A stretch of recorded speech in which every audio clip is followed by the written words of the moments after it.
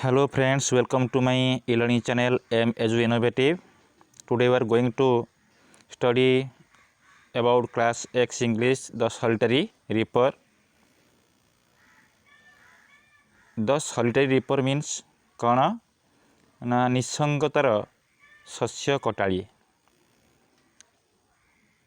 Let's study. A thing of beauty is joy forever. सुंदर तृप्तिर अवसाद नहीं जते देखुले नुआ दिशु थाए आ नुआ लागु थाए. सौंदर्यपूर्ण आमर पदार्थ वा वस्तुगुड़िक सबुबले सुंदर देखा थांती. The scenic view of a picturesque site please our eyes. एक आमोदपूर्ण चित्रावली आम आखि को सबुबले कौन दे थाए आनंद दे थाए. The haunting melody of cuckoos soothes our soul. कोइलीर कुहुतान आम आत्मा को सबुबले शांति दे थाए. Soothes our soul. A soulful tone of singer amuses our heart. एक गायकर आवेगपूर्ण सोलफुल मीन्स आवेगपूर्ण गीत तान आम हृदय को मध्य आनंद प्रशांति दे थाए. Then the moment we take leave of the sight और sound they occur to us recurringly in a flashback. आमे एई दृश्य किंबा शब्द ठारू दूरे गले मध्य एई दृश्य और शब्दर फ्लैशबैक माने चित्र गुड़िक आम हृदय रे किंबा आमर मेमोरी रे बा स्मृति रे पुनः पुनः जागृत होई थाए. We can hardly part with them. आमे सेगुड़ी को सबुबले आमे उपभोग करि पारि न थाउ. The voice and the vision have a long lasting effect on us. से स्वर एवं से दृश्य गुड़िक आम उपरे लॉन्ग लास्टिंग माने सबुदिन पाई प्रभाव पकई थाए. They continue to be a perennial memory with us. से माने कौन करती से दृश्य बा वॉइस आम उपरे दीर्घस्थायी प्रभाव पकई थांती आम स्मृति उपरे मेमोरी उपरे. दे नेभर किच टू बी. से माने केबे हेले निष्प्रभ हुअंती नाही. Then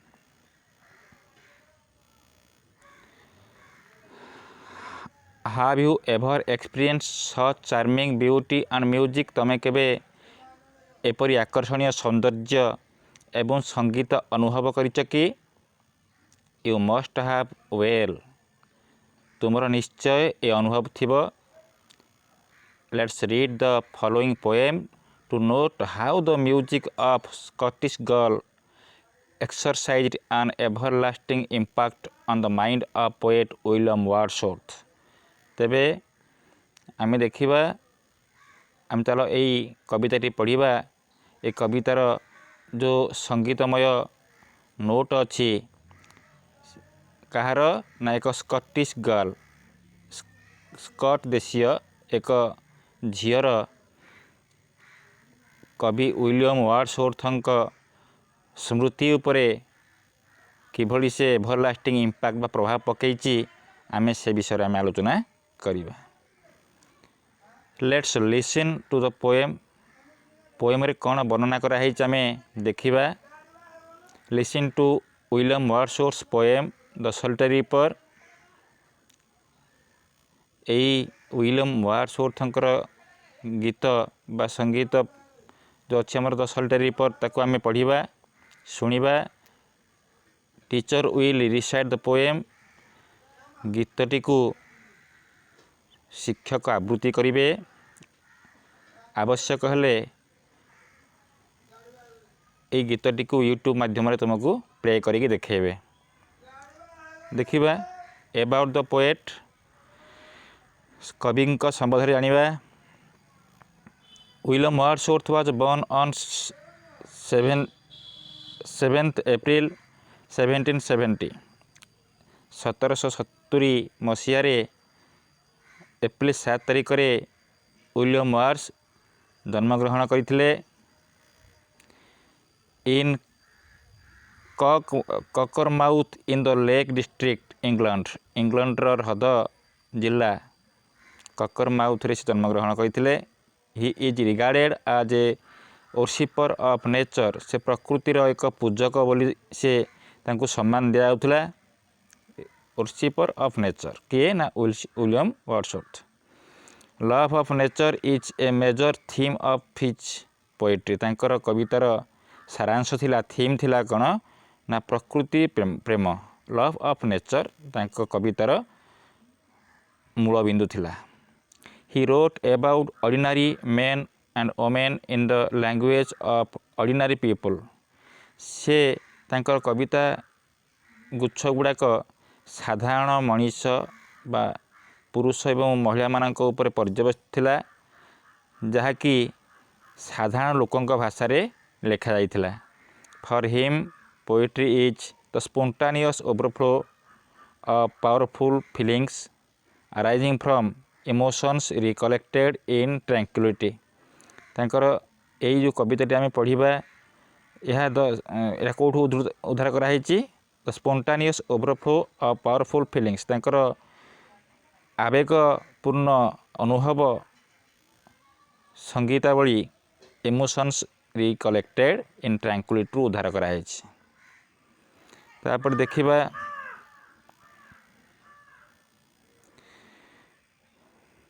he died at Royal Mount and Gardens, the United Kingdom on April 23, 1850। 1850 मसीहा एप्रिल 23 तारिख में से यूके बा इंग्लैंड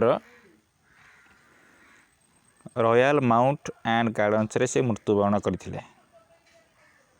तापर देखिबा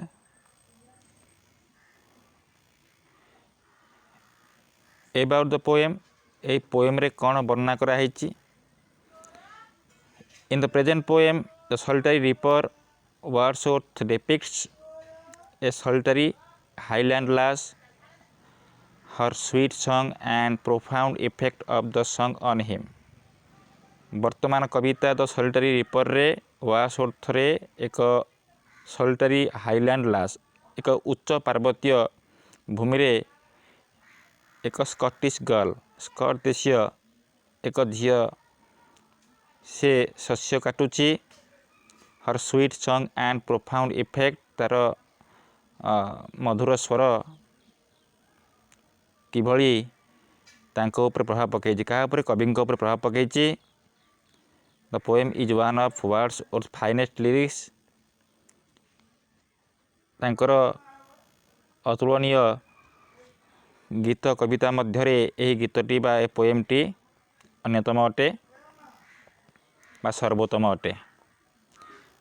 देखिबा तो टेक्स्ट देखिबा, बर्तमान आम आसवा poem उपरକୁ आसवा।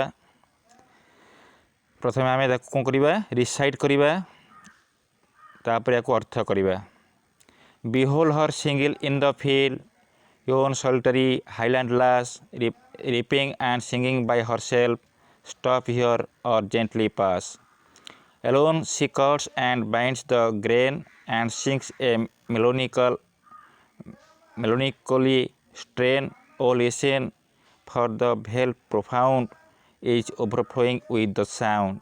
No nightingale did ever chant more welcome notes to weary bands of travels in some shady haunt among Arabian sands. A voice so thrilling never was heard in springtime from the cuckoo bird, breaking the silence of seas among the farthest herbites.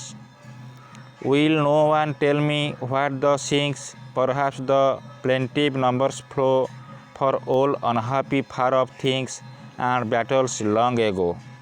Or is it some more humbly familiar matter of today, some natural sorrow, loss or pain that has been and may be again?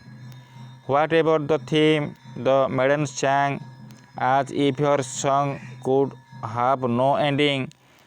I saw her singing at her work and over the sickle bending.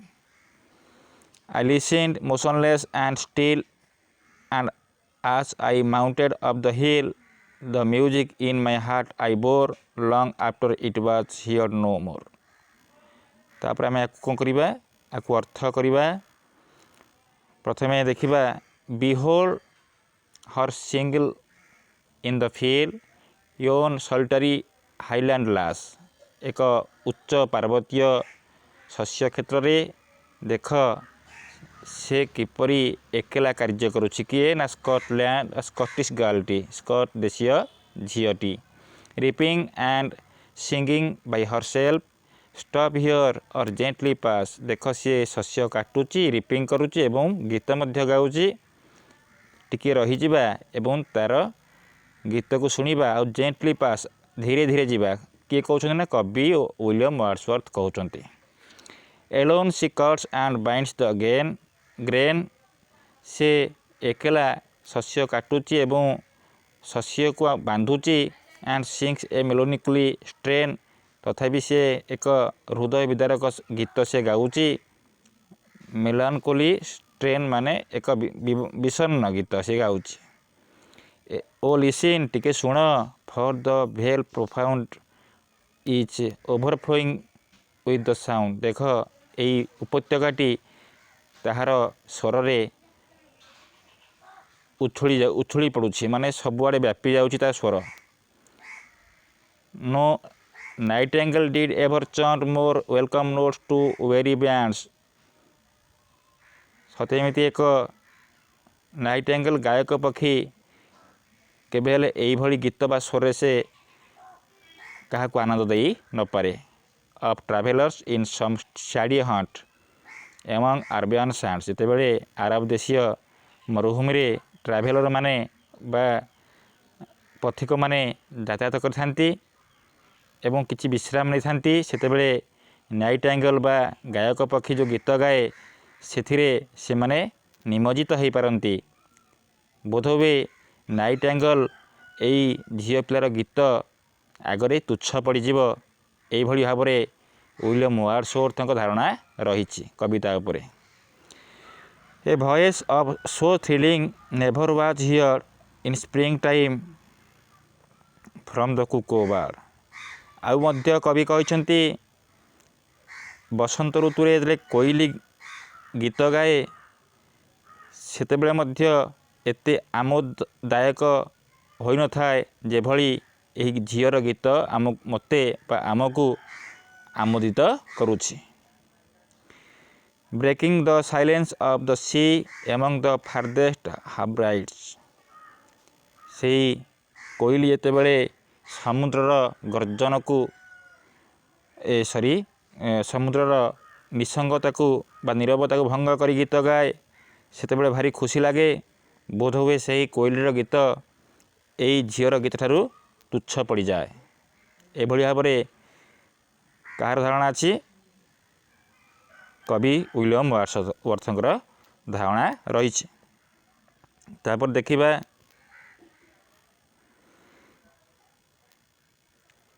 Will no one tell me what she sings जदि मते कहीं पचारे से कौन गीत गाउची मु कहि परिबिनी perhaps the plaintive numbers flow for all unhappy far off things बोधवे समस्ते मने करती से पुराणा गीत बा दुखदायक जहाँकि बहुत दिन धरी विवरणर गीत एंड बैटल लॉन्ग एगो आउ पूर्वरे घटीथिबा युद्धर विषन्न गीत बा दुखदायक गीत से गाउची बोली किए यदि मन करती ताहा मो मते ठीक नुहे ओ इज इट सम मोर हम्बुल्ले मो मतरे से जो गीत गाउची यह नम्रतार गीत फैमिलियर मैटर ऑफ टुडे आजिकाली समाजर चिराचरित जीवनर गीत some natural sorrow loss or pain that has been and may be again यही गीत भितर सम नेचुरल सरो प्राकृतिक दुख हरेबार दुख ଯନ୍ତ୍ରଣାର ଦୁଃଖ ଏହିସବୁ ଲୁଚି ରହିଛି। ହ୍ୱାଟ୍ ଏଭର୍ ଦ ଥିମ୍, ଏହାର ସାରାଂଶ ବା ମିନିଂ ଯାହା ବି ହେଉନା କାହିଁକି, the maiden sang as if her song could have no ending, ଯେଉଁ ଗୀତରେ ସେଇ ସ୍କଟିଶ୍ ଗର୍ଲ ଗାଉଛି ସେଇ ଗୀତର କିଛି ଶେଷ ନାହିଁ। I saw her singing at her work, ଯେଉଁ ଗୀତ କି ତା ଶସ୍ୟ କ୍ଷେତ୍ରରେ ସେ ଗାଉଥିବାର ମୁଁ ଶୁଣିପାରିଛି। And over the sickle bending, ଏବଂ ସେ ଗୀତ ମଧ୍ୟରେ ସେ ଅଣ୍ଟା ନୁଆଁଇ ଶସ୍ୟ କାଟି ପକାଉଛି। ତାପରେ ଦେଖିବା I ଲିସେଣ୍ଡ ମୋସନଲେସ୍ and steel and as I mounted of the heel, ମୁଁ ସେ ଗୀତ ଶୁଣିଲି, ସ୍ଥିର ହେଇକି ଶୁଣିଲି, ମୋସନଲେସ୍ ସ୍ଥିର ହେଇକି ମୁଁ ଶୁଣିଲି, ଆଉ ନିଶ୍ଚଳ ହେଇକି ସ୍ଥିର ହେଇକି ମୁଁ ଶୁଣିବାକୁ ଭଲ ପାଇଲି। And as I mounted of the heel, ତାପରେ ମୁଁ ଏକ ପର୍ବତ ଉପରକୁ ଆରୋହଣ କଲି। ମାଉଣ୍ଟେଡ୍ ଉପରକୁ ଉଠିବା। The music in my heart I bore, ସେଇ ସଙ୍ଗୀତର ସ୍ୱର ମୋ ହୃଦୟ ଭିତରେ ଛାପ ସୃଷ୍ଟି କଲା। Long after it was heard no more, ଯେତେ ଦିନ ଏଇ ଗୀତ ଶୁଣିଲା ପରେ ବହୁ ଦୀର୍ଘ ଦିନ ପର୍ଯ୍ୟନ୍ତ ଏହି ଗୀତର ସ୍ୱର ମୋ ହୃଦୟରେ ଉଜ୍ଜୀବିତ ହେଉଥିଲା। ଏହା ଥିଲା ପିଲେ ଏଇ ଗୀତର ଥିମ୍। ତ ଆମେ ବର୍ତ୍ତମାନକୁ ସାରାଂଶ ଆମେ ଆଲୋଚନା କଲେ। ବହୁତ ସୁନ୍ଦର ଗୀତ ୱିଲିୟମ୍ ୱାର୍ଡସୱାର୍ଥଙ୍କର, ଏହାକୁ ଆମେ ମନେ ରଖିବା ଏବଂ ଏକ୍ସରସାଇଜ୍ ମଧ୍ୟ କରିବା। ଧନ୍ୟବାଦ।